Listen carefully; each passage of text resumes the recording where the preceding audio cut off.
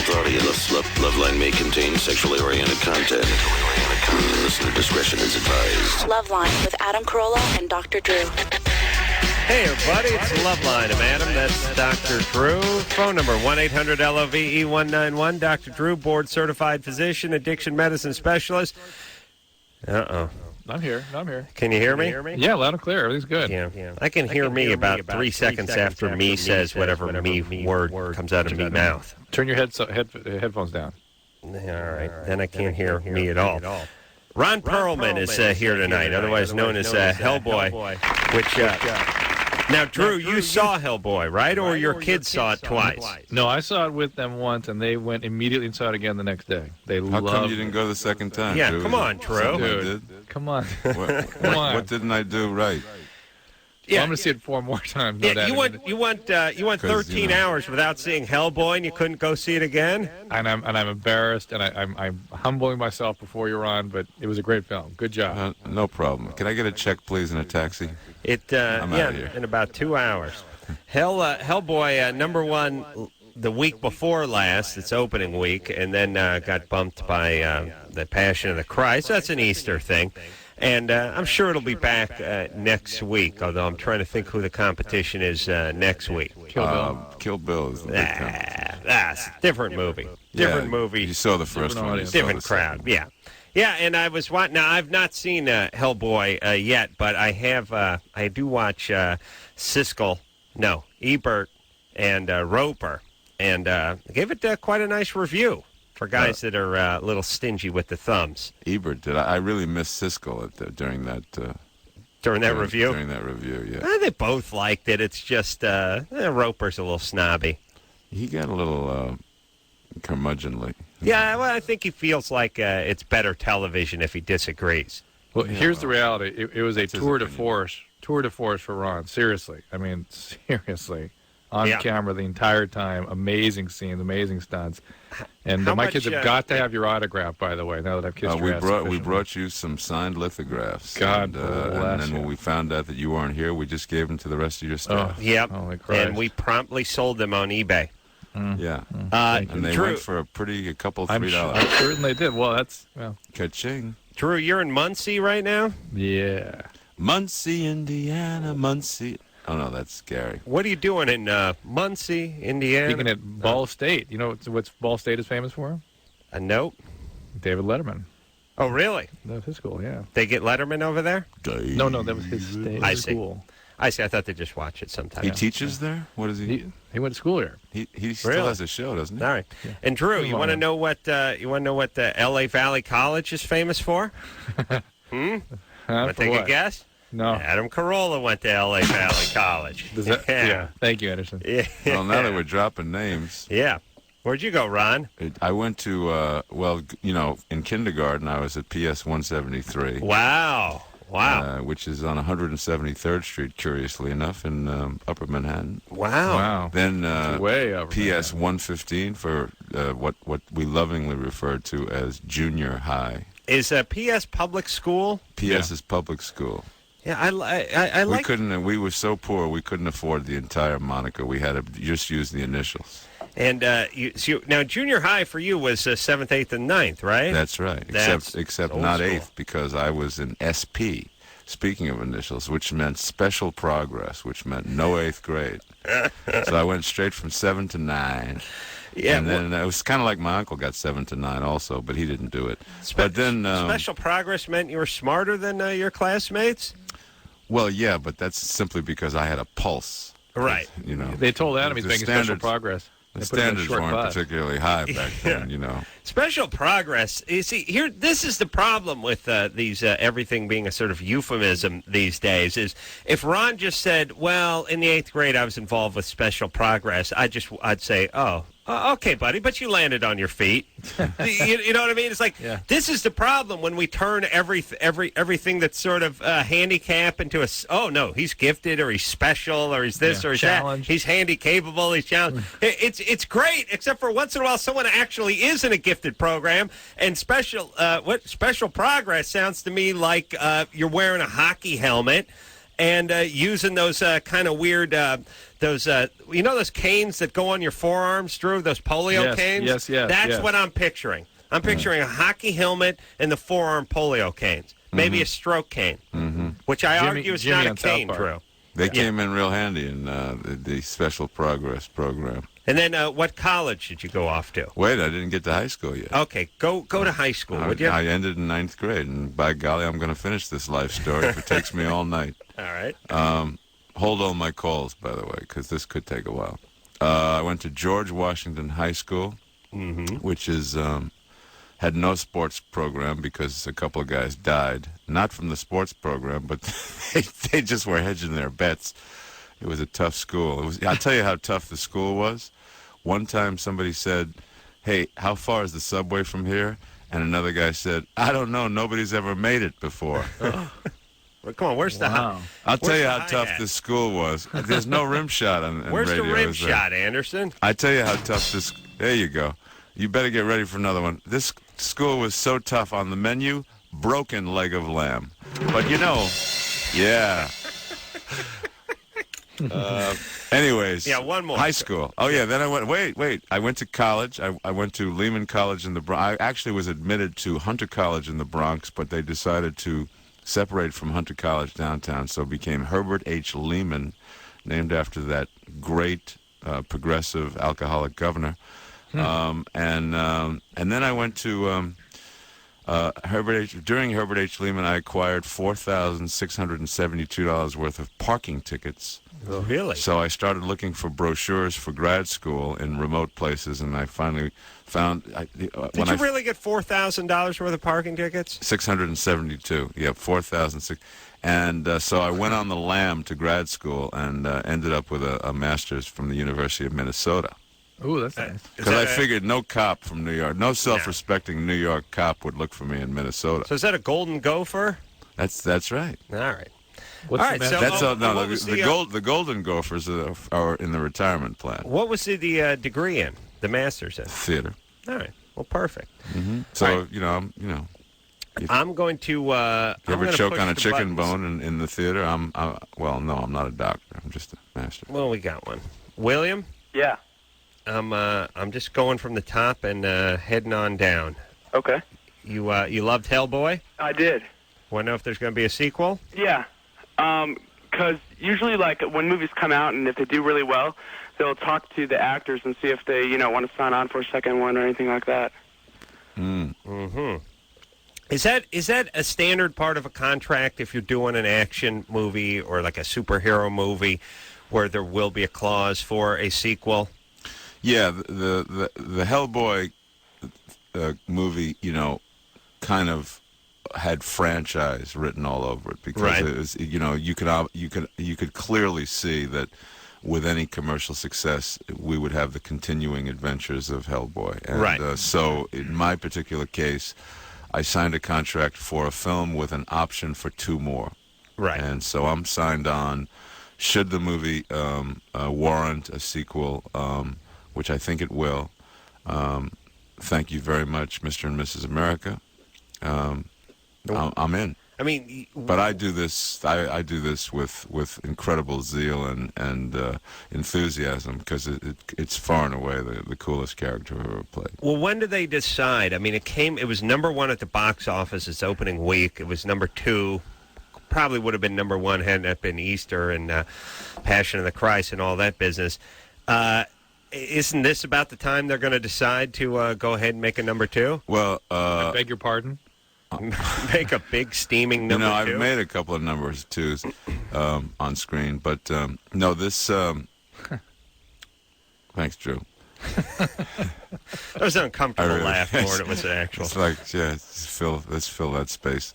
What was the question? When are you going to do the number 2? When did they decide? The Monday after the opening weekend, we got word that the studio had ordered a script for Hellboy 2. All right, so good. It's in the works. It's in the works. Rita. Hello. You're 20? Yeah. I love you guys. By the way, I'm like a long-time listener, first-time caller. Thanks. And I am like a 20-year-old virgin who's never had a boyfriend, and I'm like obsessed with this guy I used to work with, and I'm like, I don't know, I'm just obsessed, and I've like attempted to stalk him successfully. Okay. Yeah. So you've never been able to. What? I'm curious about the attempted stalking part. How's that work? I sort of know his first name and his last name because I used to work with him, and like I went on Google and like found his phone number and address, and I've been pranking his house a couple of times, and I drove up to his house, and a couple of days ago I found out that was the wrong person, and so I was stalking the wrong person. Yeah. But this is stuff that Adam, you did when you were 14, right? Yeah.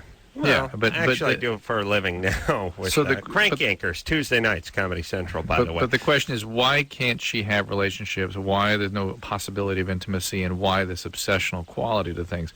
Are you a trauma survivor? No. Well, first off, she sounds like a 13-year-old male. I mean, there's something going on with her. She doesn't. Women don't do this. Well, I mean, they don't have this gene.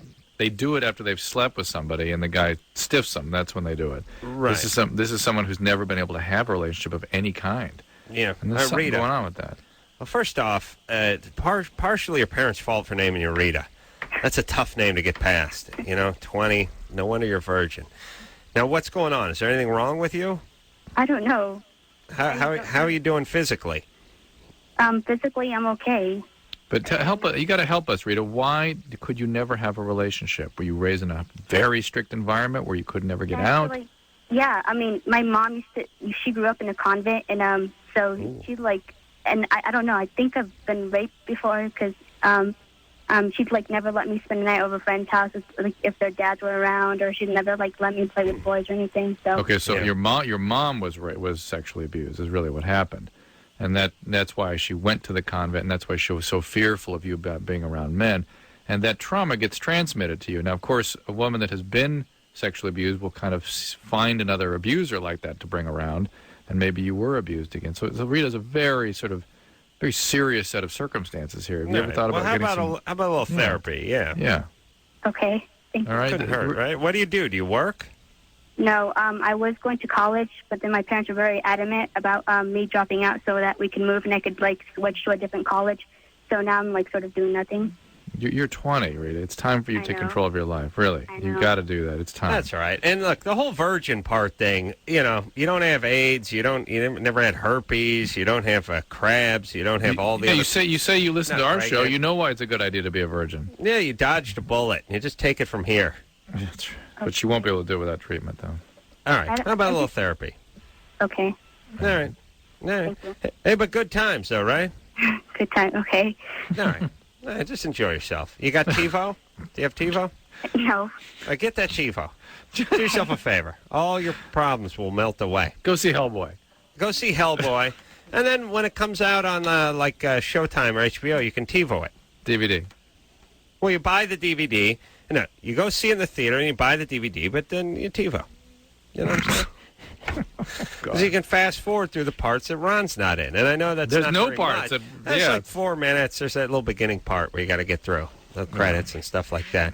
Here's what I do with the TiVo. I spend so much time fast forwarding and then going past what I wanted to stop and then going back and then trying to fast forward again and not timing it right that it would have been faster just to leave it alone. Yes. I would actually get to it. But there's some satisfaction in blasting past the point you wanted to get to and then stopping and going back too far. Mm-hmm. It's always good. And it's nice with the old lady, too, because it makes for great arguments. I like, women, they got that TiVo. They act like you can't stop it. Like you're watching Sopranos. You're trying to get through the beginning. HBO's running all their Deadwood promos and stuff. And you're like, okay. And you start getting into the thing. They scream, stop, stop. Like you're not watching it. Like you can't go back. Like you're not going to be able to do it. Do women really actually, you know what I mean? Yeah. I don't think guys don't do that. Guys understand, well, he's going to hit stop at just a second. He'll hit the pause and he'll go back. They don't scream at the person who's holding the TiVo. Right. Yes, Drew? Yes, Adam. Yes, Ron? You lost me on that last turn. I will repeat it. Okay. No. He's with you. All right, he's with me. All right. Brad? Yeah. You're hard during... How old is Brad? Yeah, Brad is 19. All right. Girlfriend pressed too hard during a hand job? Pretty much. Now your penis hurts? Not my penis, my nut, basically. Uh-huh. Adam, we should read these before we take them. Yeah, all right. I'm just going in order, buddy. I understand. That's not a good plan. All right. All right, so Brad, like any other body part, it can be traumatized. You actually need surgery sometimes. Well, I don't know. She grabbed your nuts? She was giving me a hand job, basically. And, sometimes they rub the area around your penis, and she rubbed a little too hard. Hold on, I'm writing this down. So am I, actually. Hand job. Finally got my attention. So you're saying a hand job is not a mop handle up your rectum. You're saying it's something else? Yeah, actually. All right, so you're saying they put their hand on your penis. Believe it or not, that's exactly what happened. Okay. How did you get her to do that? Was it a couple of cocktails and a movie or something? Dinner? Brad. It's. I don't understand why I don't understand why your nutsack hurts. If it was about the grip on your. Yeah, she must have a very large hand. Me explain myself here, Adam. It's give the guy a chance. Oh, shut up. We run a horrible risk on this show anytime we let a caller speak for more than one sentence. Drew, back me up, please. You're absolutely right. I tried over and again to ask, well, not just speak, but to ask them to clarify, to ask them to respond to questions. Huge mistake. It never works. But we're going to try. Brad, no. Oh. Yes. Go, buddy. All right. It wasn't the grip on the shaft. It was the area next to the penis, next, just on the body. Now it's totally clear, Adam. Why didn't we say this? I see. Complete clarity. The part next to the penis is where the damage was. Well, then you must have been either lying on your side, if it was next to, or wait a minute. There's a centrifugal force issue here that I don't get the visual on this. This guy paints a picture. I mean, it's like Hemingway. Picasso. Yeah. What is the area next to the penis? That's everywhere. I know, but say. Oh, we hope so. Ron is technically the area next to the penis, and so is everybody. Yes. Say you're looking down at your junk, the base of your shaft, right to the left of it, and you can you got your nut sack, and then your testicle has a tube running on it. That's what she hit. She pressed down on that, and it hurt like hell. All right. It still hurt. All right. Like I said, this is an area like any other body part. There's not an infinite elasticity. It can rupture. It can be the veins in there can bleed and break. You can rupture the spermatic cord. It needs to be seen by a urologist if it keeps hurting. If it swells. That being said, though, Drew, that area is fairly resilient to cord, trauma. The spermatic cord? The whole area down there, the whole thing. How long has this persisted? Oh, you're asking Brad? Oh, here we go. Got rid of Brad weeks ago. Okay. No, screw Brad. Let's go to the doctor. It was really nice chatting with you, Brad. It's a delight. See Hellboy. Don't forget to call again. Yeah, let's see Hellboy and maybe start working on that sequel, Brad. There was a scene like that in Hellboy, but it hit the cutting room floor. But Adam, I think the DVD, right? Yeah. I think Adam. Yeah, the added value. Adam. Yeah. I know there's roles for you and I in the sequel. Yeah, how about that? Well, like Ron's in charge of casting. I mean, you can put a good word in for us, right? He's in charge. It's his show now. I'm on it. The minute I turn my phone back on. All right. In fact, I might call in. All right, let's... I have a couple of issues. Ashley? We won't talk to you, see? Ashley, you're 17. Mm-hmm. What's up? Oh, okay. Well, I don't know. I want to know why I can't have a relationship for longer than 2 weeks. What happens? Why do you end them? I don't know. I guess I just get bored of the guys right away. Well, you know what, Ashley? Ashley, I'll tell you something. At 17, I actually think that is somewhat protective.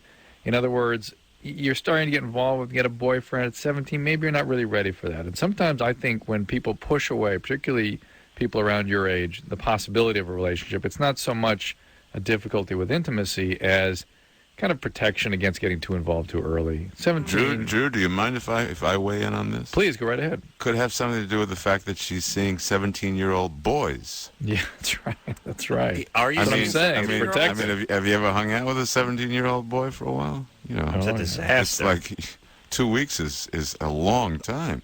Ashley, what you really have to ask yourself is: was your family stable? Do you feel okay about yourself? And if everything is sort of stable in your life, you will have intimacy when the time is right. It's just not right now. Yeah. I don't know. I'm wondering if it has to do something with my past. Well, there we go. There we go. We're going to go with yes, but go ahead. Yeah, that's yes. Good night. Thanks for calling. Ashley, can I ask you a question? Yeah. Are you always the one that initiates the ending of these things? Yeah. No. She gets bored. I have no help for you, Ashley. Tell us what happened. The past. Yeah. What happened? Well, I don't know. Like, when I was younger, I always grew up in church. We were a Christian family. And when I was younger, I always grew up in church. And my best friend was the pastor's daughter. And I always used to go to her house, and, like, she would say, oh, let's play boyfriend and girlfriend. Uh-oh. She would, like, start to kiss me and film me, and I was just like, I don't want to play this. And she'd be like, well, get out of my room then. Get out of my house. I don't like you anymore. Yeah, all right. So would she do explicitly sexual things with you? Yeah. Like what? I don't know. She would just, like, always be touching me and, like, in my pants and stuff. So. Okay, so it was sort of a violation, but it wasn't a sexual act? No. They shouldn't try to put things in you or anything or really violate you anyway. Okay. All right. Yeah, it's just upsetting and it's trauma. I think you'll get over that. Yeah, I don't think that's really it. It's more going to church all the time that probably effed you up. Yeah. All right. Definitely not Jewish, though, right? Oh, no. Okay. All right, Ashley. You'll be fine. Definitely didn't see Hellboy this past weekend. Did you see Hellboy? No, I haven't. Okay, go see Hellboy. Every good Catholic should go see Hellboy. Isn't there a rule you can only call in tonight if you've seen Hellboy? That's a great rule. We've actually had that rule in place for several years, which has really hurt the show, I felt. I tried to talk Drew out of it. No offense. No way. I wouldn't hear it either way. No way. Let's wait till the movie comes out. He said no. And it's been about 45 months, I think, since we've had the Hellboy only. Since you had the last phone call. Yeah, but I think a way to sort of enhance viewing, though, would be to change our policy as of tonight and make it for people who have not but are absolutely going to see it. Yes, You like Tony over here, who's 22. Tony? Yeah, I'm here. All right, hold on a second. Where were you? Oh boy. Are you hell bent on seeing Hellboy? I don't know. I've seen the advertisements for it. It seems pretty cool, but I don't really know if I'm going to be able to see it because I don't have the funds for it. Oh, I see. Well, where do you live? I live in a board and care. I see. Oh, you have a mental disorder? Yeah. Yeah. Well, all right. Yeah. And maybe but you can always see a matinee. Yeah, that's possible. Because that's about half price. Yeah. Okay, hold on a second there, buddy. Yeah. All right. What do you have, by the way, that puts you in the board and care? Oh, paranoid schizophrenia. You're insane. Okay, that's all right. We'll straighten that out, all right? Okay. All right, hang on, buddy. You'll cure that. That'll take just a moment. Yeah, I can do it over the phone. Yeah. Ron Perlman is here tonight. He's Hellboy, everybody, and from the looks of it, he's going to be Hell guy and Hell dad and Hell grandpa. I mean, this is going to keep going, right? Yeah, Hell guy in a walker. Yeah, he's going to be fighting with fecal matter by the time they get to number 5. Till the last dog dies. Colostomy fights. All right, Drew, you stay over there. Drew's in Muncie, Indiana, doing... I'd ask him what he was doing, but I really don't care. All right. Okay, fair enough. Thank you. We'll take a quick break. We'll be right back.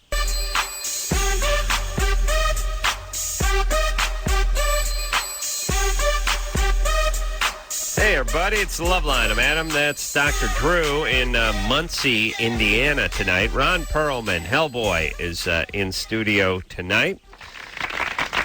Thank you very much. #1 secular movie at the box office this week. Mm-hmm. Let's get back to the phones. Oh, we're going to speak to Tony. Tony's in board and care. Tony? Yeah, I'm here. All right. You're 22. You're paranoid? Yeah, I'm paranoid schizophrenic. All right. And how's the board and care treating you? It's treating me okay. The food here is kind of lousy. I don't really like it that much, and I just tend to wander off and do my own little things and get myself into trouble by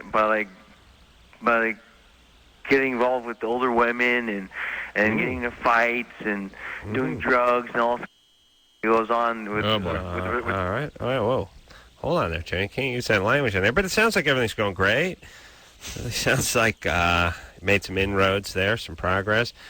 Making friends, influencing people. Yeah, Tony, you hate to... I don't want to pile on the mentally disabled, but Tony seems like he could be doing better. Well, the question is he taking his medication? That's really the question here. Yeah, I'm here.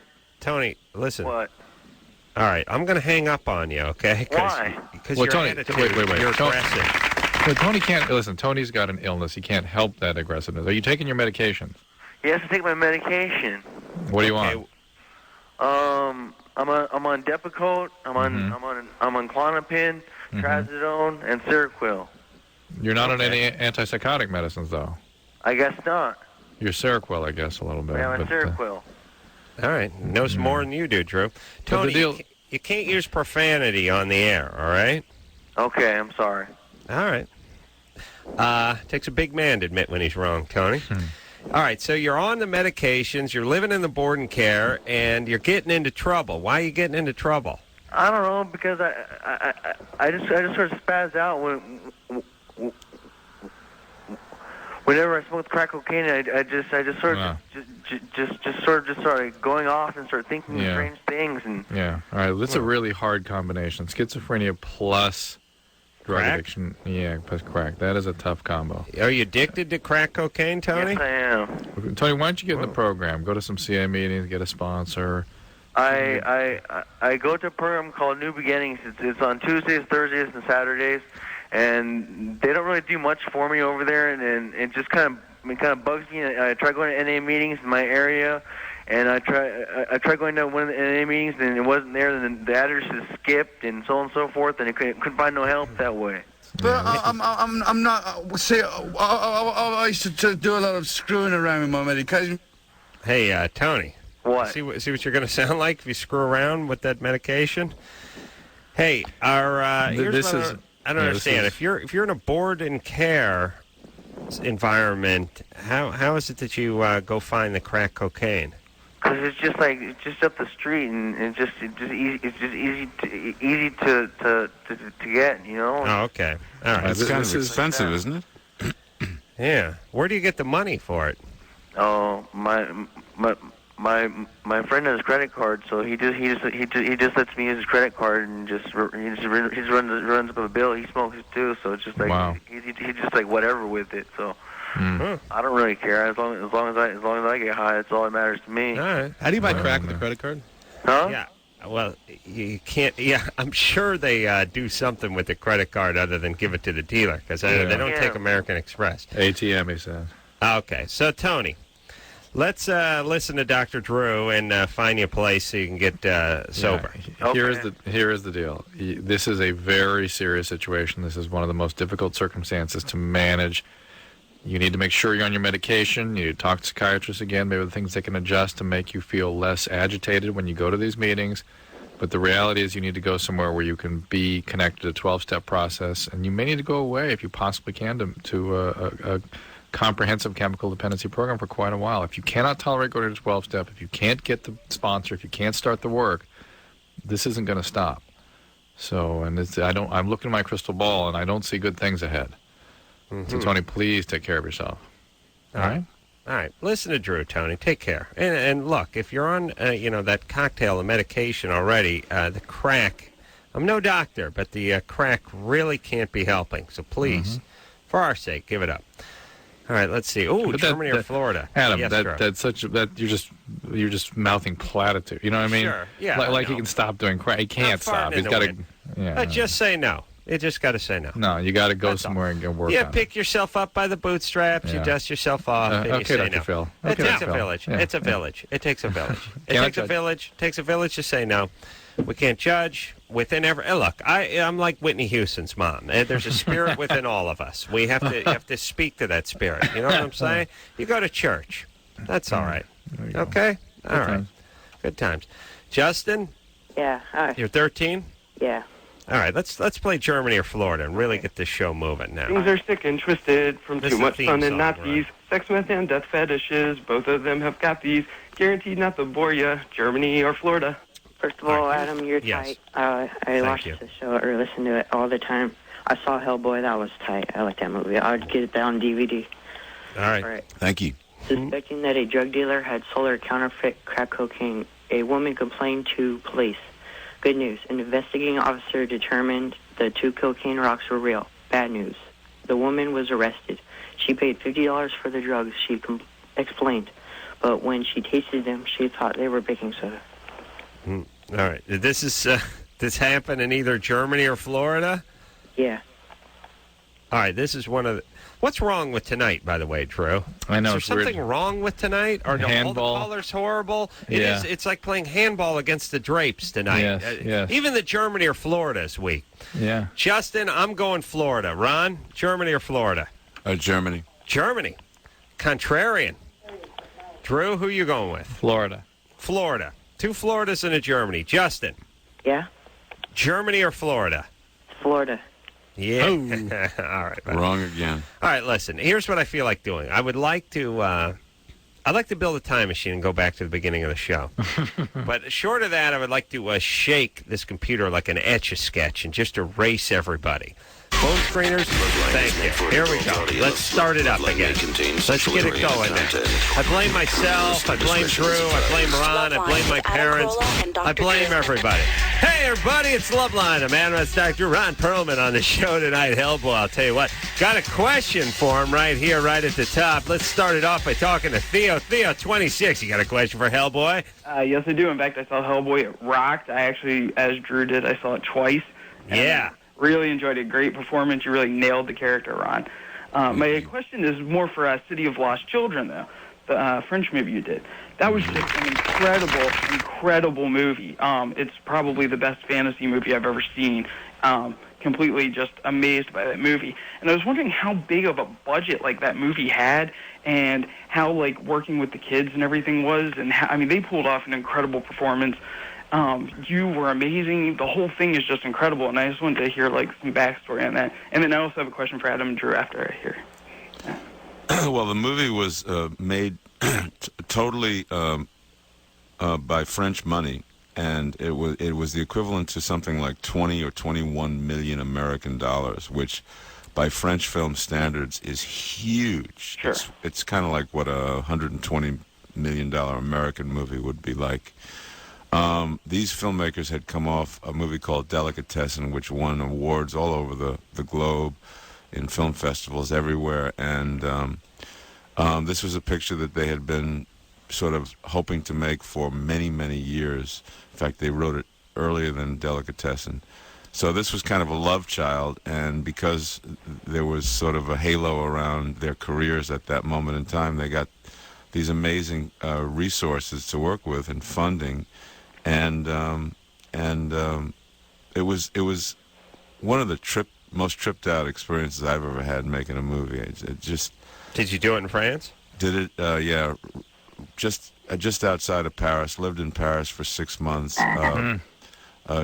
Jean-Pierre Jeunet and Marc Carolla at the time were working as partners, as co-directors. Two different sides of the same coin. Very intense. Very serious and whacked out imaginations, and it was kind of like a state of grace. The 6 months I worked on that, it was. I appreciate all of your kind words on it. Is it out on DVD now? Yeah, it's been out on DVD. It did not do well commercially here or in France, for that matter. It was kind of a bust. But the people who love that movie really like. Is it Troy? Theo. Theo. Yes. Like yourself, really, really love it. And I thought it was the most incredible thing. It still stands. It's just one of the most amazing movies I've ever seen, ever. It rocks. Wow. All right. Well, go out and get it. Well, I already own the DVD. I already have it. Is it subtitled? Yes, it is. Makes it much easier as I know no French. I spoke French in it. You did? Yeah. Oh, Drew, speak French to Ron. Ron, do you speak French, or no, you just... I just phonetically? Phonetically. Wow. Didn't say much in them. It's a kind of a movie where I'm on screen almost the entire film, and they put all my dialogue on a half-typed page. Wow. I spoke very rarely. It was kind of like a gentle giant kind of character. That's very like nonverbal. Drew with this radio show. He sits here for 2 hours. He doesn't say a goddamn word. Kind of like all of us tonight. Powerful. Yeah, that's you, Drew. Powerful. Or maybe it's that you don't know you're here.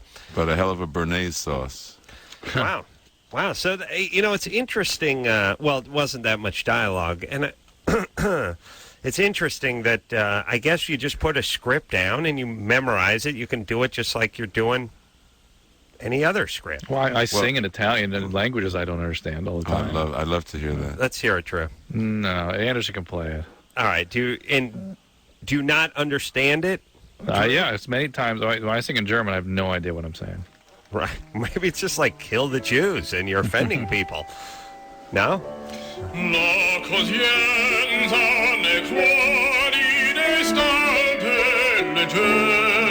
I speak Italian.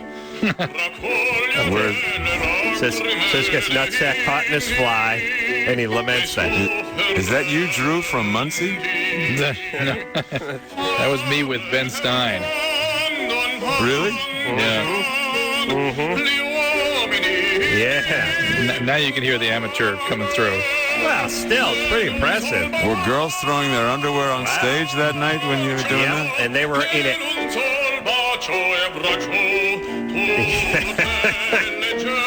Drew, seriously, what is your character doing on this? You covered that note beautifully, Drew. In the hizzy. Getting tired. You covered. There was some nice coverage on that last. It's from Andrea Chenier. It's a military guy getting ready to go to battle and sort of musing. You could tell. Yeah. You could tell. You could tell he wanted to get shot. There was a lot of regalia. Yeah. Just pouring out of that rendition. Now, Theo had another question. Theo to follow. Screw Theo. No, come on, Theo. Let's stay with the winner. I'm gonna. Theo's a winner. I think he is too. That's what I was going to say. He's the kid that sings the theme song. I think you turned our luck around, Theo. Germany or Florida theme song. See? The song you love the hate or hate the love, however you want to look at it. It's you. Yeah, it's me. I see. That's why I wanted to talk to him. All right, so my second question, I know it's a long shot, but I've been listening to you guys for years. You're like my cool, long-lost uncles or something, and I admire you a bunch. And Adam, you've helped me with all my writing and with the development of my whole comedy voice and everything. Oh, sure, I heard it in your theme song. Well, recently, sick and twisted from too much sun and Nazis, sex with and death fetishes. Both of them have got these. I've molded a Guaranteed genius. For you, Germany or Florida. All right, so. So recently I acquired a free round-trip air ticket. All right, you want to come out and see us? I want to be a guest for just those 2 hours. I promise not to bother you in your normal life. I want to be a guest on the show once. It would make my year. He can come on and sing the Germany or Florida song. You can come on and you can watch the show. You can get me a coffee if you promise not to shoot a snot rocket into it. I'll bring all the wine and smoked almonds I have to. And you can sing the Germany or Florida theme song live. All right, it would be worth the trip. All right. Now, we'll put you on hold. All right.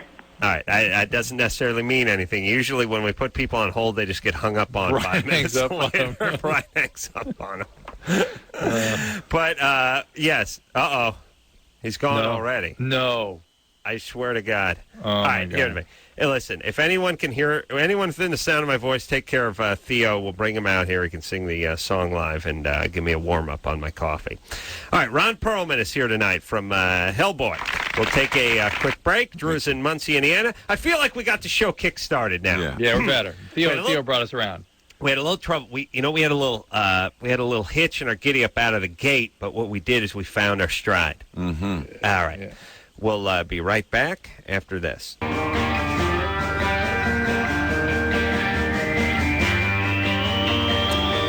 Hey, everybody, it's Loveline. I'm Adam. That's Dr. Drew in Muncie, Indiana. Ron Perlman is here tonight. Hey. He is Hellboy. How long was it in makeup? It was a 4-hour transition. 4 hours. Yeah, whenever I hear those stories about 3, 4, 5 hours in makeup and everyone, we had to hit the makeup chair about 5:30 a.m. every morning and be ready to go by 9 a.m. I can't believe that you're in a chair having those prosthetics put on for 4 hours. Well, there's a whole lot tougher ways of making a living. I don't know. I don't know. Hey, what do you do? Can you sleep while they're applying them? I never really wanted to. The Hellboy trailer was a pretty cool place to hang. It was about 6 or 8 guys on any given day, and great music, lots of gossip. It was lively. It was a party-like atmosphere. And you were just sitting there, though, having all this stuff applied for 4 hours, right? A couple of cocktails every once in a while, you know. Because you want to be loose when you're Hellboy. Sure. Yeah. And, you know, it was just big fun. Where'd you shoot it? We were in Prague, in Czech Republic. Really? Mm-hmm. Why? For 7 months. I think financial is the primary reason you go to Eastern Europe to make movies. You save a ton on... They estimated we saved $10 million on just the sets, with the cost of building the sets. The sets are... Well, Drew, you've seen the film. Oh, so they're elaborate. Elaborate. I'll speak to you here. Yeah. Well, he could have seen it twice, but he wussed out the second time. See, I'm hardcore. Right, when you didn't see it at all. I didn't see it at all, you but really if I meant did. it. No, but if I saw it, I'd see it 3 or 4 times. Exactly. Not like this Drew, Mr. You probably Mr. would. One Guy. But it's you know, you get a lot of bang for your buck out there, and you know, and unfortunately, it's part of the realities of big time filmmaking, and money becomes of paramount importance, and you know, try to save as much as you can. So these are incredibly elaborate sets. Unbelievable.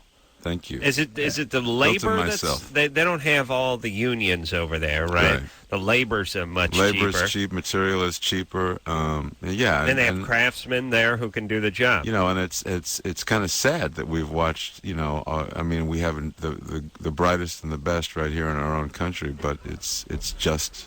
Twice as expensive to get things done. This is, you know, you got some Teamster getting a $32.50 plus golden time plus a meal penalty for sitting in a van listening to Phil Hendry eating a donut, and he's about to get another bump because he's going into his 14th hour. How long can you support a guy with a GED sitting in a van listening to talk radio making $45 an hour? I mean, at a certain point, you go, look, we'll go get some guy from Canada. We'll pay him $10 an hour. He'll sit there and he'll be happy. That's right. That's right. Listen, I mean, he'll have himself a moose head there, and everything is just going to be fine. Yeah, now, Ron, Ron has to substantiate this for me. My friends who are Europeans say that one of the secrets of the European continent is the Czechoslovakian women are supposedly gorgeous. I never noticed. No, never noticed. Honey, if you're listening, I never touched those Czech women. Beautiful women. They're you know. There's something about the gene pool in all of Eastern Europe. Yeah, I'm talking about everywhere. You know, Russian women are unbelievable and really interesting gene pool, statuesque and just strikingly beautiful. That's all that same Yugoslavian, Czech, and Poland and Russia is all the same, basically same gene pool. And Hungary and Czech Republic is no different. And let's focus on the ugly parts of the world. Who's the ugliest, Drew? Come on, buddy. You got the hot part. Who's in between? You say America, Canada? Pacoima. Hey, let's get outside. Do we have any callers from Pacoima out there? I could find one. Ukaipa, yeah. What do you think is the most sort of in between aesthetically country? Is Canada? What do you think? Aesthetically? Aesthetically, the people. You mean are you talking England? Prowess? Yeah, physically, England. You say England. UK, yeah, UK. Yeah. England's about the middle. UK. Yeah. All right, that's all right. Obviously, bad dental plan. Let's speak to Heather, who's diminutive. Heather. Yeah. You're 15. Yes. You're 5 foot tall. Yep. What's your nationality? Well, I'm kind of a blonde, so what do you mean by that? Okay. You have a hair? Well, there you go. I didn't ask what color your hair was. She's blonde. That's all you got to know. You have a heritage? Like jeans, like. Where are you from? All right. Where are you from? Where am I from? Where are your ancestors from? Sweden, actually. There we go. All right. Yeah. Good-looking people. So what's up? Well, I'm kind of short, and, like, sometimes I feel like that guys turn me down because of it. Mm-hmm. Like, yeah. Yeah. I don't know. I never been a big issue for guys, in at least the guys I knew. They like a 6-foot leggy blonde, but a cute short chick will do almost any time. Yes, I agree. I mean, here, so it's not that, Heather. Don't worry about that. Yeah, but I mean, let's just straighten this out. I think guys work in terms of, are they attractive, are they cute, are they whatever, or aren't they? It's not like, well, her hair's too short, or she's too short, or her butt's too big, or she's too busty, or whatever it is. It's just, you're either attractive or you're not. Yeah. To that guy. Usually, yeah, to that guy, which is basically all guys when they're teenagers. So, you're short, but that's all, right? Well, yeah, but... All right. Yeah. Okay, baby. Thank you. Uh-huh. Okay. What's your nationality? Well, I'm kind of a blonde. All right. There you go, everybody. She wasn't probably, I'm guessing, not in that accelerated program that Special Progress. Special Progress. Yeah. Boy, have we really kicked the crap out of the word special over the past 20 years in this country. Mm-hmm. You're screwed if you're special now. Yeah, special anything. You will pay the price. You don't even want to buy anything that's on special. No. You know, well, I do. Yeah, but it's bad. That's because you have I'm half Scottish. Self-esteem issues. Half Jewish. So. He's thrifty. Yeah, I'm thrifty. Ron Perlman in here tonight. Half Scot, half Jew. We'll take a quick break, and we'll be right back after this. Hey, everybody, it's Loveline. I'm Adam. That's Dr. Drew. Phone number 1-800-LOVE-191. Ron Perlman is here tonight, otherwise known as Hellboy. Thank you. Dr. Drew is in Muncie, Indiana. What's the time difference? 2 hours? 2 hours. I kind of feel like I'm in Prague. Okay. Yeah. What are you doing? Who do you talk to during the break, Drew? Because we're having a bang-up time here. Yeah, we're talking about over private old times. school. Yeah. Drew, you'd love this conversation. We're having a conversation about school. You have kids, Brian? I have, too, yeah. I have a son who's about to start high school. Yeah, out here? Out in L.A.? Out in L.A. Out here in Muncie, yeah. Yeah, he shovels snow. He's going to go to a really good school.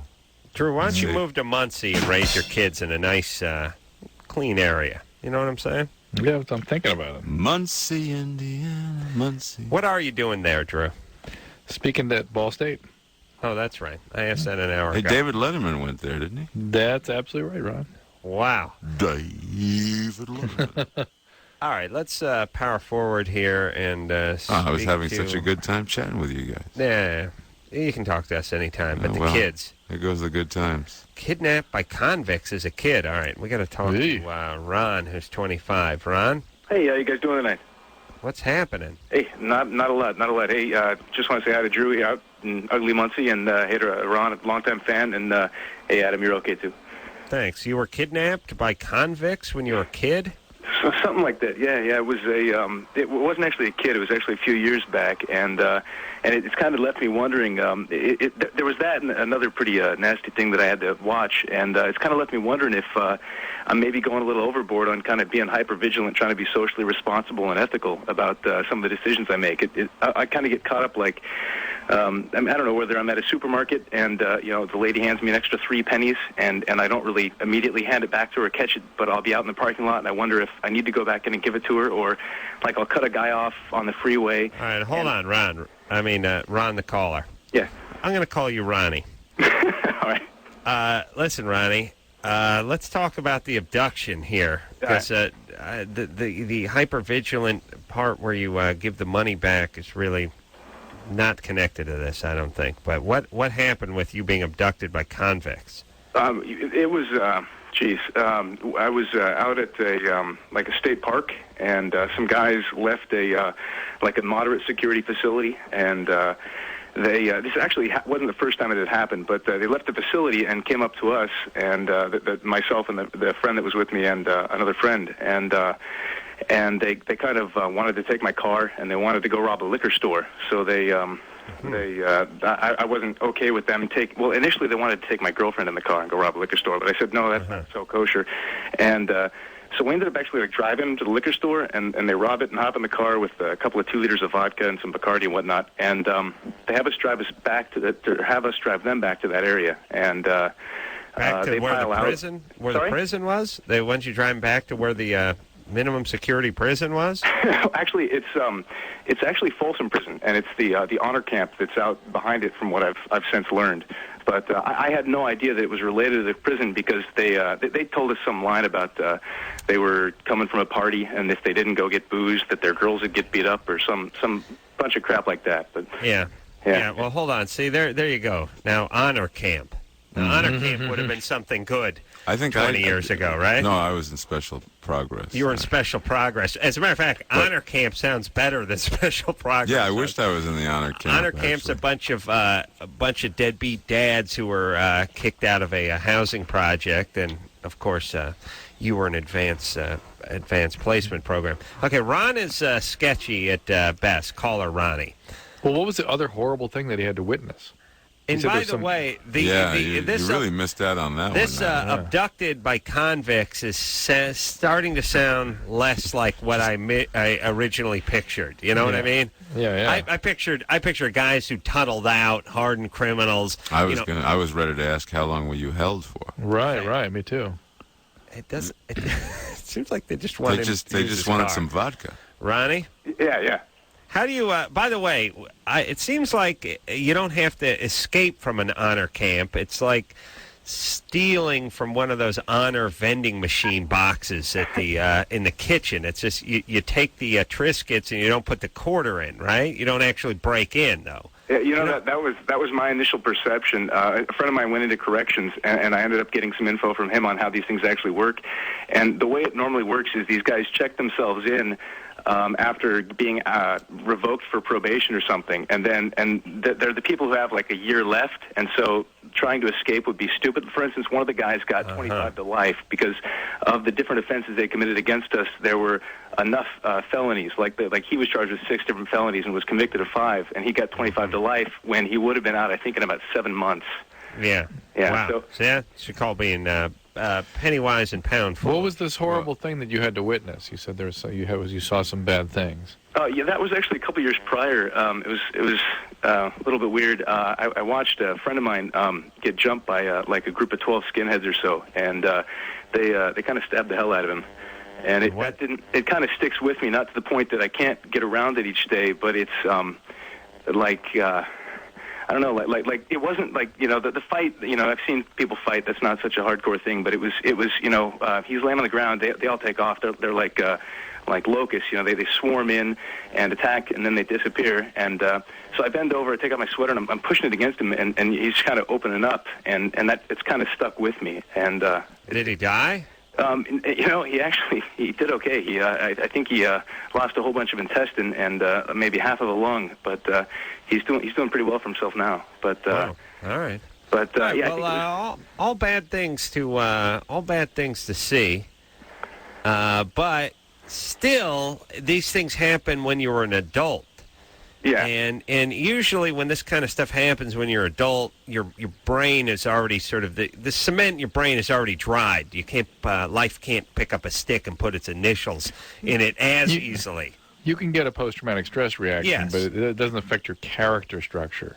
Well, right. And that's kind of what I wanted to comment on, Drew. If you could give me some input on it, the PTSD angle, I'm not as concerned about that being there. I mean, I'm kind of willing to just agree that it's there. But like you say, if your character and your personality are not, vapid and defunct at an early age, you're going to be okay. Maybe hopefully later. Yeah. But I think it's sort of pushing me to tend to be just really excessively moralist, excessively ethical, and hypervigilant in that area. And it's getting to where it's. I mean. All right, I'm getting rid of him.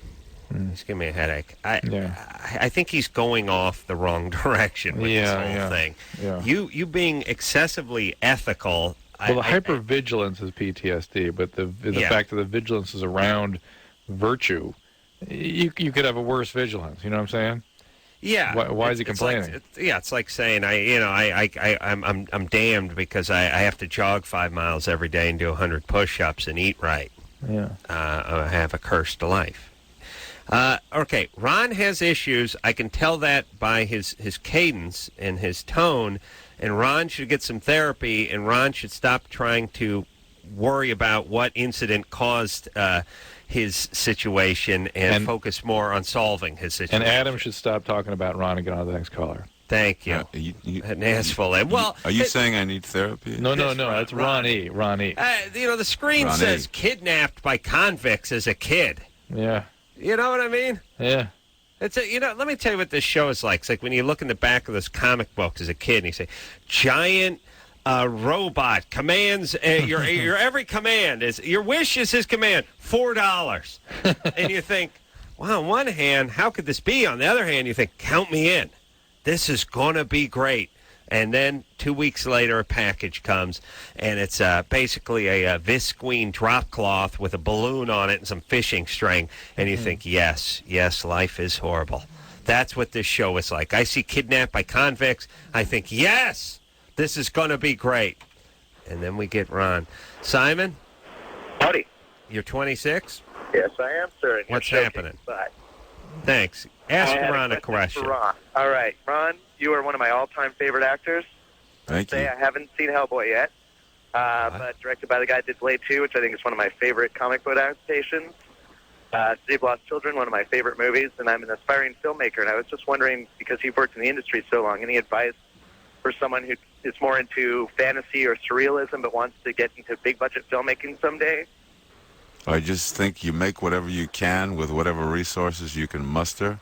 If it's a digital camera that you got for $600, or whatever it is you can do, you just commit it to film and keep honing it in until you get something that you like, and then show it to as many people as you can, and it'll snowball. It really will. Cool. Well, I'm hoping to do music videos for a few years. Kind of get some notice and some work up. And do you think Well, you got to understand what there are because you're saying, you want to be a filmmaker and you want to work in horror and then you're going to do music videos. Is that just to pay the rent? Because there's ways to pay the rent, and then there's things that you do out of passion that you would just do for free. So it's passion, man. I'm a graduate from film school. I'm hoping to go to AFI someday. If, years from now, my long-term plan, some of my favorite directors worked in music video before they did film, and I know. Who cares? Anderson's bitter because he's been going to film school since Busby Berkeley's been. Sure, finally I get somebody give me some love, and they cut him off now. No, he's here. He's here. No, you're an incredible actor, man. And, thank you very much. Thank you. And really, like Rodgers and Hammerstein once said, you'll never have a dream come true until you have a dream. Yeah, that's good. All right, he's. I think. And by the way, I'm just looking through Ron's body of work here. Like 90. Well, TV, voiceover, movies, theatrical releases. That kind of, it just keeps going and going and going. Drew, you should. My wife see likes this. shoes, so I can't ever stop working. I mean, it just keeps. I mean, it's bizarre. It's 5 pages of literally 80-something credits. Everything that Jeremy Piven wasn't in. He makes Jeremy Piven look like a flash in the pan. Yeah. Wow. Yeah. I mean, here's how you know. That's because I'm taking everything that Jeremy turned down. Here's how you know Ron works a lot. There's like 8 things before you get to Hellboy. Wow. Meaning we're going in order. He's got a whole bunch of stuff that has not even come out yet, and then Hellboy's well down on the list. Well, now a lot of that is just totally misprint. If it's IMDb, they put stuff on there that never has happened, never will happen. And it's mystifying to me. But well, there's obviously a lot of gay porn here from the 70s. Yeah, but that doesn't make me a bad person. No. Listen, I don't judge. Yeah, you got. No, that's kids, a whole different radio talking show. Yeah. Talker, caller thing, ID.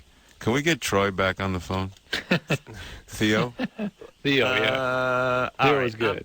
I'm going to get rid of this Carrie over here, who's 20, who's been on hold for 80 minutes. Carrie? Yes. You got a boyfriend you got a question about the viscosity of your boyfriend's semen? Yes, I do. Mm-hmm. What percentage of women know what viscosity means? Well, some experience like that. All right. Anyways, how do you spell viscosity? Question. All right, it's chunky, yes? It is. Is it always chunky? It is every single time, and I've never seen it before. That is, however, normal. You're 20, huh? Yes, I am. Mm-hmm. All right, it's normal. Really? Yep. Okay, that's enough. Okay. We're sure glad we cleared that up for you. Well, we get that. You can get it, by the way. It's smooth or chunky. Yeah. It's kind of like Planters. I like fruit on the bottom. Yeah, and I do too. That's why I take it. Yes. We call it tapioca here. Yeah. I'm going to tell Ron about my brilliant yogurt. Fruit in the middle. A girl with a big butt, but fruit in the middle. It's not juicy, the bottom. it's sweet, In the it's middle. fruit and in the middle. So let me explain. So you don't have to stir it. Well, you do, because it's pleasurable. Here's the problem. They put the fruit in, then they put the yogurt on top, then you got to stir it. Now, in order to stir it, you got to bury the goddamn spoon into the yogurt. You get the schmutz all the way up the spills. spoon. Right. It spills. You're trying to till it, and you can't really till it. And then when you get down to the very bottom, there's always a little like trapped miners. There's a little enclave of cherries or strawberries or something you didn't quite get to. Best part. But what about the fruit in the middle? You put a little shot of yogurt at the bottom, then a lovely layer of fruit. You should then just more bypass yogurt. the yogurt totally and just get put that fruit? fruit in there. That's a Just better get idea. An entire thing of fruit with a very long spoon. You know what we should have? Yogurt in the bottom. middle. Yogurt at the bottom. Yeah, it's all fruit and it's all syrupy fruit and just an 1/8 inch of yogurt at the bottom. Sure glad we cleared that up. Write that down, Drew.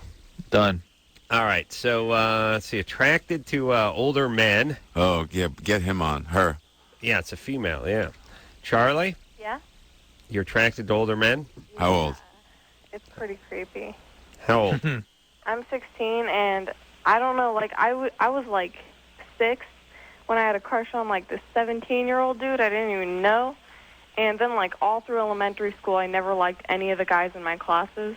Like, I didn't get crushes or anything. And now my dad is marrying this, like, 35-year-old woman, and I'm like, oh, God, like, I could end up being her 20 years from now. How old is your dad? My dad's 50. 50. All right, yeah. Well, are you dating anyone now? There's nothing wrong with a good 50-year-old man. That's right. Ron's... I'm turning 54 in about... what time is it? About 45 minutes. I'm turning 54 in 45 minutes. And he still has the word boy in his There's head. nothing wrong with a good 50-year-old man. So I wouldn't worry about it if I were you. Yeah, but... Drew, do you have anything to say? Well, we had a discussion about this a few days ago where Adam, we had, what was her name? Alicia Cuthbert in there. And she's a healthy 21-year-old, and Adam found her quite attractive. And she was all right. Well, yeah, now in retrospect, now that she let you know that she was not into you because you were too old, and you were shocked. And I said, look, a 21-year-old should not be attracted to a 38-year-old. Should not be. There's something wrong with her if she really is. She should get attracted to people her own age. All right. Now, why is that? Why is that? Where is that written? It's not written. It's just that it's not necessarily pathological, but it's 21. How can appropriateness be said in the same breath as affairs of the heart? Or maybe it's not the heart, but it's some organ in there. There's reasons that women would do that, and it's outside of their script. In other words, if they are interested in having a husband, getting a family, and they're dating a guy who's 45, that is not a good thing to do. That when they have 20-year-old kids, this guy's going to be pushing 70. Yeah. That is unfair to everybody. That's not real. That's not reality. What's that? But wait a minute, Charlie. I don't understand. Now, you want to talk about your dad, or you want to talk about you? I don't know. Me, it's weird because... All right. Here's these are the world's worst goddamn calls tonight. I agree. Or is it just me? No, I agree. People sort of have announcements, but no real questions. It's like, I like older guys. I'm gonna need the medication soon that the paranoid kid had, because I'm thinking it's me now. I'm thinking that guys have great shows all the time except when I'm on. Look, there's some truth to that statement, but it is not. It is not you. It is not you. I blame Drew first off for being in Muncie. Secondly, I blame Jesus, because I'm an atheist, and I got to believe he punishes me on occasion. And thirdly, I blame the people that call this program. And then some blame, of course, to engineer Chris, who I feel is giving me the stink eye tonight and putting a jinx on me. Yes? Yes? Oh, well, of course you'd say no. That's what you would say. All right. So here's the... All right. Oh, wait. One more time over here. This is Charlie. Yeah. Go out with guys your own age. Okay, but I have one question. All right. Let's have the question. What? What's your question? Both my grandpas died when I was really, really young, and I was very close to both of them. Could that have something to do with it? It's not a great thing for you. There's not a 16-year-old girl in the United States that isn't attracted to a 22-year-old No, guy. it's not 22-year-olds. It's like teachers that I think are like really intellectual, and then it's like a thought, and I'm like, oh my god. No, yeah, it's but okay. you don't It's act fine. on it, right? Yeah. No. Okay. No, it's fine. That's fine. Charlie, you're fine. Listen, everyone, here's the thing. Be freaked out by the things you do, not the things you think about. Everybody has those ideas. Oh, my God, Adam. What if you were freaked out by the things you thought about? I'd have to but kill you myself. got to admit, older guys are certainly more interesting than younger guys. I mean, Yes. you know, there's a whole... Yeah, what we absolutely. lack in speed, we make up for in guile, you know. And especially, like Charlie over here sounded like she had some intellectual capacity, so of course she's going to be attracted to she's older you know, guys. she's more engaged with men who are more textured and layered. Let's put it like that. Yes. Very, very healthy. Yeah, you got a nice, Ron has a nice patina on him. That's right. all. There you go. All right, let's talk to... It's because I use fluoride. Megan from Santa Cruz, who's 18. Megan? Yes. You cannot orgasm through sex. No, I never have. But you can? Yeah, through... Yes, I can do it myself or oral, but I've never had an orgasm during sex. Okay, in all probability, you never will. Oh, that sucks. No, that's most women, Megan. For whatever reason, the women magazines don't tell you that. Most women do not. Well, I know in Adam's world, 100%, but maybe maybe statistically, most women only have orgasm with direct stimulation, not with intercourse. Wow, really? Absolutely. I had no idea. Yep, there you go. Wow. And also, I wanted to say hi to Ron because I saw Hellboy and I thought it was awesome.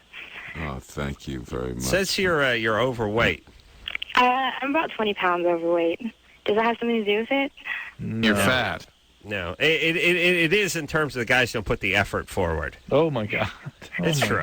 Let's be honest. you get a CD type effort from guys. You know, when they're on top of that Victoria's Secret model, they bring their A game. They can be a little intimidated too. You know what I mean? But you have a boyfriend? Actually, I broke up a little while ago, but... Oh, really? Yeah. Why'd you break up with him? He moved away and found another girlfriend.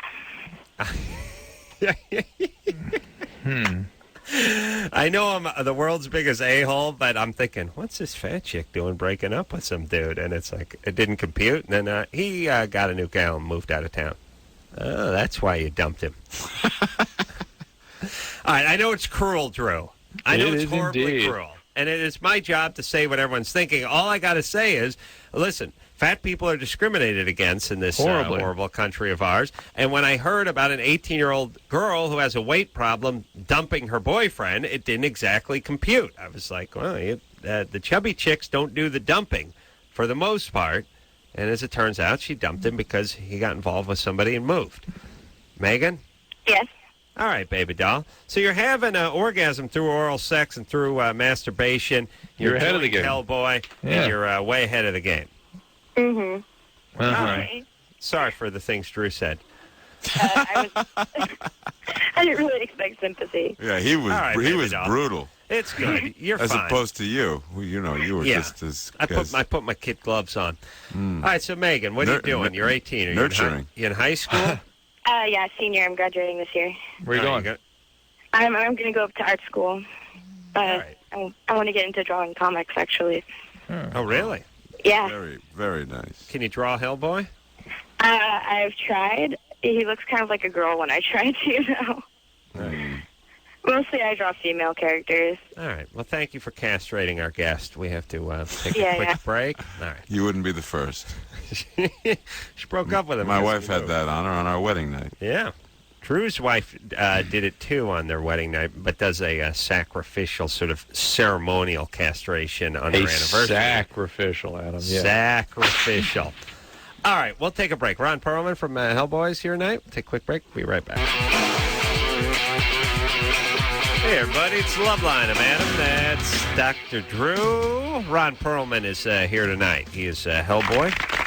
Thank you. Number one at the box office week before last. Then Jesus gave it a bump, but they'll be back next week. It was one of those Easter things. And, the Passion of the Christ, like $360 million or something the thing has made. I've not seen it. I don't normally see, subtitled movies, especially, if they don't have nudity. So, to me, and it's religious, so it's, it's a bust all the way around. But also, it seems too violent, too graphic. I don't mind a little Hellboy violence, it's fantasy. I don't like the actual Well, there's stuff. no human blood in Hellboy.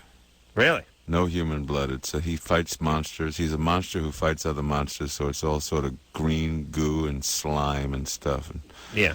No human blood. Nobody hanging on a cross. No, nothing disturbing at all. Let's, I got some good calls lined up. The guy with here the swords in his hands, though, cuts people up pretty. You don't see it.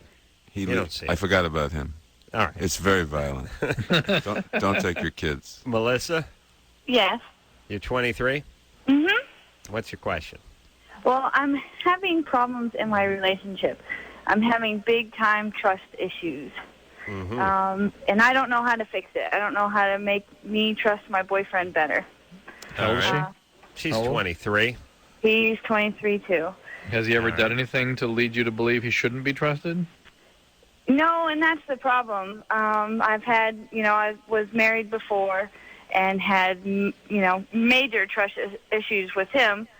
He did cheat on me, and he cheated on me all the time. Now, why would you pick a cheater? I was really young when I got married. Naive. No. What about your dad? Where is he? Did he cheat on your mom? Yeah. There's a whole bunch of crap in my past that I'm sure leads up to this. Yeah, well, if your dad was a cheater, can't you see the pattern there? Yeah, I just, this guy I'm with right now, he's a really good guy. Yeah, but here's why we're pushing on that, Melissa. You pick a cheater. Now you insist on this guy being a cheater, even though he's not. You're going to make him into one. Yeah, and if he's not going to be one, you're going to sabotage the relationship because you won't hear of it if he was not a cheater. Yeah. I mean, I try and say, go ahead, go out, hang out with your friends, do whatever you want because you need to be a guy and hang out with your guy friends. But then I sit at home and dwell on it all night, and I make myself angry, Yeah. Right, you're absolute saboteur. You're going to sabotage this thing. This guy's actually good, wouldn't cheat, and is available. You won't have any of it. Yeah, you won't tolerate it because you can't handle the intimacy. Right. All right, so first things first, don't have any kids. Oh. I already had one from the first. All right. Well, okay, so that's one screwed up kid, but don't have any more, would you, please? Can you don't worry. Yeah, no, just give it some time because, look, here's the thing, everybody. You should, it's like, look, having a kid is like, sparring 5 rounds or something. You have to be in a certain amount of shape to do it. Otherwise, someone's going to get hurt, Mm-hmm. And so many people aren't in good enough shape even just to get up out of their chair, basically. They're 19, they're 20, they got abused when they were kids. They're still, going over the skeletons of their past. And by the way, have zero insight in terms of working it out. Just zero. Amazing. Just zero. And in terms of this society puts no emphasis on that at all. The fact that, someone like Melissa, if she just do a little bit poking around in the right direction, could probably find some answers to a lot of her questions, but has no idea what direction to head. And our society really provides no roadmap for the Melissas of the world is sad. It's bizarre to me how we live in the society comprised of 280 million people, and there just seems to be almost a taboo involved with any substantial work done in this field. Like if the president, if the president is seen, if the president says, "Look, I'm not particularly religious, but I've been in therapy for a number of years," and feel like he'd be drummed out of office. He would be considered weak. Instead, we got retards who are pretending to be religious. Or either we have guys like Clinton who just say they're religious so they can get their BJs and get people to leave them alone. Or we get people like Bush and Reagan who really are religious, but in a sort of scary, stupid kind of way, more than praying for the casualties over there in Iraq. I don't know who's scarier. The guy who says he's religious and is really just BSing the United States, or the guy who actually believes it and is sort of stupid. I hope I'm not offending you, Ron, because of whatever religion. You took care of that a long time ago. You may be. I've been offended since we went on the air. Actually, it's just sad that I'm here to protect. I don't know if you've seen the billboards. I'd like a therapist, but I'd like a president or a congressman or someone that goes, "Yeah, I do a little therapy. I got my problems. That's what I do. That's my religion. I go and pay a Jewish guy to lay down on the sofa." That's not the American way. I know. I like the idea that we would think he was weak, or that he was somehow screwed up, or that he would be stigmatized because I don't know if there's ever been an American president who's gone to a therapist, but if they did, they sure as hell wouldn't admit it. They'd rather just be seen leaving church on Sunday with their beard of a wife. Wow. That was heavy, Drew. Melissa? Feel better? Uh-huh. I do. I needed a Xanax. I do. All right, so listen, Dr. Drew, can you prescribe things on the air? Can you do it over the phone? I'm in Indiana now, though, see. Yeah, but Drew, they have drugstores there. Here's what I'm saying. Can you just do it like when they do those mass weddings? You know what I mean? Like you just give us some Xanax over the phone. Just a big bag. Yeah. All right, Melissa. No more kids, and don't screw this one up. And how about let him be himself? No. Listen. Just get some therapy. Stop worrying about this guy cheating. Realize you need him to cheat, and that you won't stay with him if he doesn't cheat, and drop all that crap. Stop it. Have a relationship. Okay. All right. It's not funny. Hey, listen, stupid. Why don't you do something? Why don't you read a book or listen to some classical music or something? Okay, I'll do that. All right, come on. You got a kid now. You got to be better. Yeah, I know. It's hard to try and make it work with this, but, I've offered for us to go to therapy, or for me to go to therapy, to try and figure out how not to blame him for things he has not done. You have. But Melissa, right. you can't process what we're telling you, can you? That you need him to cheat. You want to make him cheat so you can sabotage this relationship. But I don't. How do I fix it? How do I not? Well, go do the therapy. Go do the therapy. Go do it. That's right. How about that? All right. Do they have therapists in Arizona? Yes. All right. Well, go see one. I imagine like a sort of George O'Keeffe sort of desert scene in the therapist's office. But no humidity. Yeah. Big potted cactus and like a terracotta-colored sofa. Guy comes walking in wearing shorts and flip-flops. Very mellow, though. Yeah, I don't know. Something about Arizona doesn't seem right for therapy, Drew. Doesn't it have to go to Boston or New York? Or maybe L.A. even? Arizona's good. Really? Yeah. Some of the best programs. Turquoise-colored carpet. And there's some great programs in Arizona. The Meadows is in Arizona. Sierra Tucson is in Arizona. All right. Katie? Hello? You're 21? Hi. Oh, my God. Thank you so much for taking my call. Thanks for calling. Sorry if I stutter. I'm really nervous right now. I have a question for Dr. Drew, but first, can I say something to Ron? Eating disorder. Oh, happy birthday, Ron. Tomorrow. Oh, thank you. I just want to tell you, like, as far as liking older men goes, I think you are extremely sexy, and I'm 21. And I love you, and you're so great in Hellboy. It was awesome to me. Thank you. Okay. Sorry, I'm nervous. Okay. Dr. Drew, my question is, I've been clean off crack for about going on 6 months now, and I did it for about a year, but I only did it, like, one night a week, and we would just do it, like, on the weekend kind of thing, so I never was, like, really addicted to it. But I did do it a lot when I did it that one night, and I was wondering, like, would I have a lot of long-term damage from that, or do you think that it would be okay? Like, I'm kind of worried about like my heart and stuff. Well, you can get some damage in the inner surface of the heart sometimes, but usually the more serious damage from crack is when you're using. In other words, if you survive the use without having a stroke, without having a heart attack, without having renal failure, you're usually fine. Yeah, if you want to get an EKG and echocardiogram, you can sort of know for sure whether you've done any sort of small bits. Like symptoms, like if something Not necessarily. Because there's been a few times my heart's like not kind of felt right, like skipped a beat and stuff like that. Yeah, that's okay. That doesn't necessarily mean a thing. But the crack thing, there's no sort of casual crack use, and people don't use crack every day. They use it in binges the way you did. Wow. So this suggests, Katie, do you have an eating disorder, by the way? No. Not really. I kind of did when I was younger. I had a lot of problems when I was younger with like depression. Yeah, I just could feel that about you right away. Yeah. Well, the crack was a hint. Well, no, before didn't you hear me say? I said eating disorder before she said crack. I thought Anderson played that drop. It didn't even sound like you. You just no, that was me. Disorder. That was me. Well, say it like it's you. That was me.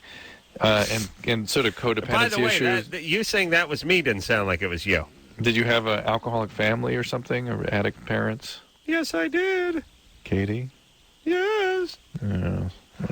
Drew, are you being fresh? Hello? Katie? Hello? All right. Listen, baby doll. 12-step is the point. 12-step. Go to some CA meetings, get a sponsor, work some steps. And I think you have some codependency issues to work out, too. All right. Hey, but listen, good time. She quit the crack. And what about, like, heroin? Not too bad for you if you don't die while you're doing heroin, right? The heroin causes the heroin doesn't hurt anything except causing the most serious form of addiction. That is a fatal process. That was why opiates were so popular, is that they were extremely effective pain medication without hurting anything, without harming anything. Mm-hmm. Cocaine, not too bad? Cocaine can affect the mood centers and set you off in a sort of a bipolar direction. Mm-hmm. And it can cause strokes and heart attacks. It can constrict blood vessels, so it causes end organ damage in the heart, lung, and kidney. Mm-hmm. But beyond that, if you survive it, it's usually not that big a deal. But the drive back is rather profound, though. Yeah, can't be too bad for your pulmonary system because a lot of great athletes over the years, you know. LT smoked a lot of crack and sacked a lot of quarterbacks. You know what I'm saying? See? Yeah, I know. They always do that thing where it's like, hey, just, crack's a first-rate killer. Well, the guy, arguably the best linebacker in professional football, smoked mountains of crack. And then everyone does that, well, imagine how great he could have been if he was the most dominating player on that side of the ball in NFL history. So I'd say that's pretty good, right? Being the greatest linebacker of all time? Yeah, but imagine how good he could have. Well, I'd say he was I'd say he lived up to his potential, being the greatest defensive football player of all time. Yes, Trey? I think that's probably his. But imagine, like, what do you mean imagine? What was he supposed to do? Was he supposed to be a perennial all-star and cure cancer? Like, what else was he supposed to do? Something other than football? Are they still talking about football? Are they talking about, a life of opera or poetry? I don't say doing drugs is good, but it doesn't slow your body down as much as they lead you to believe. Some drugs, some of these guys. Yeah, some of them. Yeah. All right, we got to take a little break over here. Ron, you don't do any drugs, do you? None. That's my boy. I have a cocktail every once in a while. There's nothing wrong with a smart cocktail, especially after a long radio program. I like to unwind with one myself. When we come back, we'll speak. Are you hitting on Ron? Eric. Adam? We go out and we grab a mint julep. Do we have to go on a break? Because I got a question I'd like to ask Dr. Go Drew. ahead. I have I'm sure that this is a strange point of view, but so many of our artists have grappled with with usage problems. Whatever their poison happens to be, it's kind of irrelevant. But Van Gogh, and he had his thing. Most recently, the guy who's just been sort of dragged through the slime is this Robert Downey, and they keep trying to say, you got to clean up your act and stuff. Richard Pryor, when it seems as though when these guys stop abusing themselves, they totally lose their edge as artists. All right, well, hold on a second, Drew. Yeah. This is a good question to formulate an exciting and provocative answer. You'll be disappointed. I know, but we're going to take a break, and we'll come back, and we'll talk about that, because it is something that's come up from time to time, and it is sort of hard to argue with it. So you can... well, it's hard to argue. It's not hard to argue that... It's not hard to argue that a guy should get off heroin or crack if he's doing heroin or crack, but it's also sort of hard to argue with the fact that it seems like their best and most creative times were when they were strung out on the drug. All right, quiet down, Drew. We'll take a quick break. We'll be right back.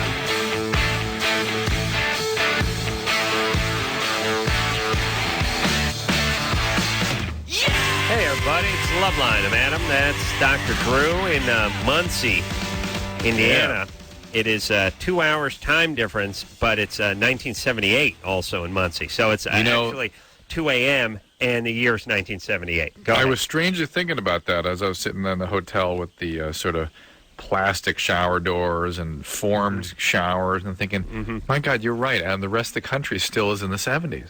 Yeah, that's all right. And parts of Europe. Yeah. Well, let me answer Ron's question. Yes, answer Ron's question. And let's just quickly restate Ron's question, which is, what about these artists such as Robert Downey Jr.? What about getting off drugs? And how does that affect them? While we're on the subject... Ron's question was, weren't they... What? I don't know what we're listening to, but I think it's got something to do with... what the hell was that? I have no idea what that has nothing to do with me. All right. What? We didn't hear it. Really scary, though. I heard it. What was it? I don't know, but just go It was Hellboy. Go ahead. They finally showed a clip on radio. That the question is, were they somehow more creative or more productive when they were using? And Ron, the first thing you have to remember is that addiction is a progressive disease, okay? And once it progresses to the point it needs treatment, it means it is in full bloom and they can't function any longer. They now are losing relationships and work, and they're having health problems. So to try to function while continuing to use, impossible, right? Mm-hmm. So there's one thing. Once they get to the point they need treatment, it's because they can't function anymore. It's not going to, and it will continue to get worse from there. That is in the biology of the condition. But Ron is saying the man has intervened and forced treatment. No, so the question then becomes, were they more productive before they were in full bloom? And I have treated many addicts, actors and actresses, and even more musicians, and they all have this very pathological fear that somehow their careers will be at an end, they won't be able to be creative any longer. And of the many hundreds of these people I've treated, not one has that been borne out. Not one. They all feel much better afterwards. They feel that they're more productive, they get more done, they're better than they were. Well, what about the singing detective? What about it? People thought that was a great performance. Ron did not enjoy that movie. Oh, well, there you go. There was no Charlie Chaplin. That's all I'm saying. I think comics get unfunnier when they, I don't know. I think there's also a little, chicken and egg kind of thing here. Like, what came first? The psychosis that led to somebody being a user, or the using that led to the psychosis, or what is it that gives you the artistic DNA, the thing that where you have to be creative, and you have no other choice. There's no way you're going to function in society unless you're either a musician or an actor or an artist, or and all of the damaged circuitry is what is the core of your genius. And it's all kinds of things that are leading to the usage issue, which is probably secondary or tertiary or somewhere, Well, it's sort of it's a chicken or egg thing, like you brought up, and it's sort of moot too, because at a certain point you just got to get off. You got to put down the crack pipe. Right. It's because it's progressed. What are we going to do? It progresses to the point that it's going to continue to progress, and that's it. They just have to get off now. All right.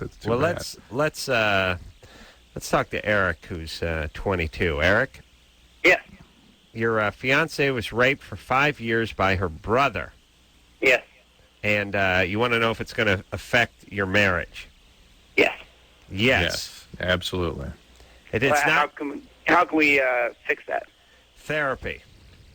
She needs a treatment. Somebody or who's... as Ron would suggest, you pick up a crack pipe and simply write poetry all day while smoking crack. But we live in the real world, Ron, and we say therapy. Was that Ron the caller or Ron the guest? That was Ron the caller. Okay, because thank Ron the God. guest is in the studio with me. Because I've never. He's gonna, yeah. Hey, Eric, has she gotten therapy? No, she doesn't really believe that paying someone to listen is going to help that much. All right. Well, good luck, brother. Yeah. Eric, how long have you known her? We've been dating for about 2 months, and I've known her for about 3. Okay. Oh, Now, boy. She's your fiance already. Yeah. Listen to me. Now, her brother, her biological brother. No, it was her adopted brother. She's adopted. Her brother was adopted. Yeah. Okay. Started getting raped at 5. Okay. Her being adopted is a nightmare in and of itself. How old was she when she was adopted? Just days old. Oh, okay. Well, that's better than being dropped off at 2. Okay. Eric, you're not going to listen to me. I can tell by your echoing her friend being paid to listen to you sort of BS that you refer to therapy as. So you will embark in your own hellish ride with this. Now, this is going to be a lot. This is going to be a big one. You can listen to us now, though. And here's the thing, Eric. You're not a smart guy. That's fine. All you got to be is smart enough to listen to us. You don't have to be smart enough to come up with your own ideas. Just smart enough not to dismiss our ideas, all right? Okay. Now, okay, here's the deal. A, don't get married. Slow down. There's no rush. Yes, You're only been 22. 3 months. Yeah. What is she, 21, 22? Yeah, about that. Okay, give it a few years. Do not be in any hurry. I swear to Christ, this will bite you in the ass. And meanwhile, she needs a boatload of therapy before you even begin to do anything. So do not get married. For Christ's sake, don't have any kids, and get her some therapy. And please. By the way, you can answer your own question if you just take more time to get to know her and find out, the degree of how this affected her, which you will find out only in time. We will take a break. We'll be right back. All right, that's the show, everybody. Plumb out of time. I want to thank Ron Perlman for coming in. Ron, here's the deal. Come back for Hellboy 3, 5, 7, 9, and 11. We'll do the odd ones. Okay, yeah. Well, I can see that. It was odd. It was as odd as it gets tonight, I'll tell you that. That's what I love about the show. Drew? Yeah. Have fun in Muncie. Thank you. And Drew, thank you for having me on and for your enthusiasm for Hellboy. Yep. As one of the 2 hosts that saw the movie. I'm going to see it on the way home tonight. I'm telling you, my kids are so excited about this film. I know we're going to have the DVD playing nonstop when it comes out. There's some stuff waiting for your kids. All right, Drew. Stop kissing ass. So, until next time, this is Adam Carolla for Dr. Drew saying mahalo. I just sort of spaz out whenever I smoke crack cocaine. This has been Loveline. The opinions expressed on this show are not necessarily those of the staff, management, sponsors, or this station. The producer for Loveline is Ann Ingold. Loveline is a presentation of Westwood One Entertainment.